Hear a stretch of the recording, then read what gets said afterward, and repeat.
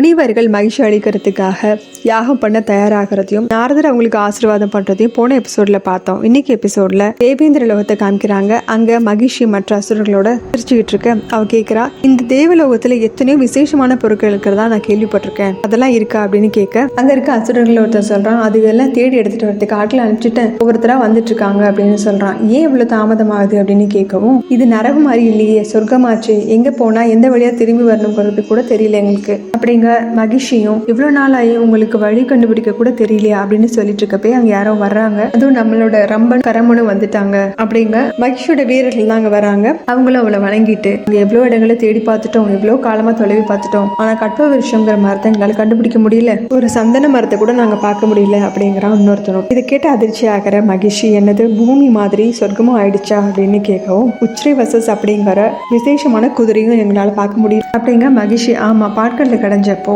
வெளிவந்த குதிரை இது, ஆனா அதையுமே எங்கிட்ட இருந்து பறிச்சுட்டான் தேவேந்திரன். ஒருவேளை தேவேந்திரன் ஓடுறப்ப அந்த குதிரையிலேயே ஓடி போயிட்டானா என்னமோ அப்படின்னு சொல்லி சிரிச்சுட்டு, இந்திரன் மட்டும் கிடையாது, நானும் அந்த குதிரையில போயாகணும், இப்போ நான் தான் இது எல்லாத்துக்குமே அரசி, இது எனக்கு தான் சொந்தமானது அப்படின்னு சொல்லவும் இருக்க மாட்டாமா அந்த வந்திருந்த அசுரன்னு சொல்றான். அந்த வெள்ளை யானை இருக்குல்லையா, அதுவும் கூட காணோம். இவங்க வரிசையா என்னென்ன பொருளை பார்க்க முடியலன்னு சொல்லிட்டு வந்தாலும் ஈஸ்வர கவனம் பூரா வெள்ளை யானை மேல தான் வளம் வந்தா எப்படி இருக்குங்கிற நினைப்பிலே இருக்கு. அந்த வெள்ளை யானை மேல உங்களோட அரசி வளம் வந்தா எப்படி இருக்கு யோசிச்சு பாருங்க அப்படின்னு சந்தோஷமா சொல்லிட்டு இருக்க. இவங்களும் ஆமா ஆமா ரொம்ப நல்லா இருக்கும் அப்படின்னு சொல்லிட்டு இருக்க. இது எல்லாமே நமக்கு சொந்தமானது, எப்படியாவது எல்லாத்தையும் கண்டுபிடிச்சு எடுத்துட்டு வாங்க போங்க அப்படின்னு அனுப்பிச்சு வைக்கிறா. எனக்கு அந்த குதிரை மேல ஏறி 14 லோகங்கள் மேலே பறக்கணும், அந்த வெள்ளை யானை மேல ஏறி லோக பிரதர்ஷனம் செய்யணும் கண்டிப்பா அப்படின்னு சொல்லிட்டு இருக்கா. இப்ப புலம்பிட்டு இருக்கிற இடத்துக்கு இப்ப நாரதர் வராரு. இதோட இந்த எபிசோட் முடியுது. அடுத்த எபிசோட்ல பார்க்கலாம். சேனல் லைக் பண்ணுங்க, ஷேர் பண்ணுங்க, சப்ஸ்கிரைப் பண்ணுங்க, பெல் பட்டன் பிரஸ் பண்ணுங்க. தேங்க்யூ.